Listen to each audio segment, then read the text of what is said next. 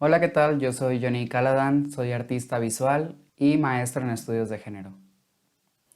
De nacimiento soy de el puerto de Veracruz, aunque desde muy pequeño residí en la ciudad de Villahermosa, Tabasco, con mi familia, hasta que me vine a la ciudad de Jalapa a hacer mis estudios universitarios. Para la licenciatura me vine a vivir a la ciudad de Jalapa, Veracruz, donde cursé mis estudios en artes visuales en la Facultad de Artes Plásticas de la Universidad Veracruzana y posteriormente la maestría en estudios de género, igual de la Universidad Veracruzana, en el Centro de Estudios de Género. Mi trabajo principalmente se centra en los temas que tienen que ver con diversidad sexual, así como algunos temas de género que he estado involucrando en mi producción artística desde que estaba en la universidad. A través de distintos proyectos estuve realizando algunos acercamientos a los temas como la homofobia, las masculinidades, el género y un poco una crítica hacia ellos mismos y sobre todo enfocándome en lo que fue la homofobia y los crímenes de odio por homofobia.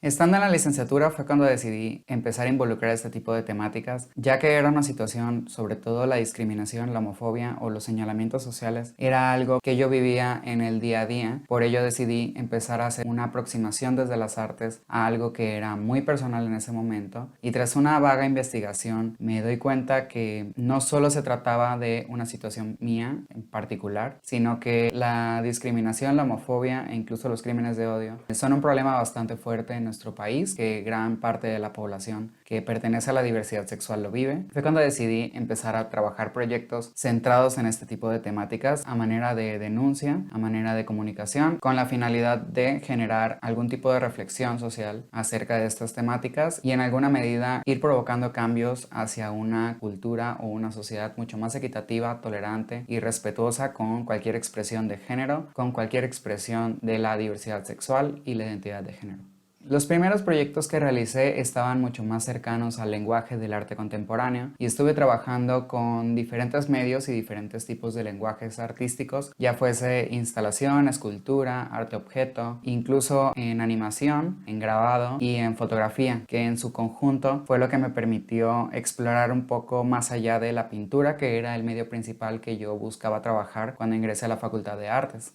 Este contexto social con el que yo me encontré, que presentaba un rechazo, discriminación y una violencia sistemática hacia las personas que pertenecen a la comunidad de la diversidad sexual y aquellas que no se enmarcan dentro de lo que es la heterosexualidad o la identidad de género, fue lo que me dio las pautas para empezar a trabajar desde las artes una manera de activismo que fuese complementario también a otras formas de activismo que existen en nuestra sociedad, buscando disminuir o bien incluso llegar a erradicar todo tipo de violencia que se ejerce contra la comunidad de la diversidad sexual.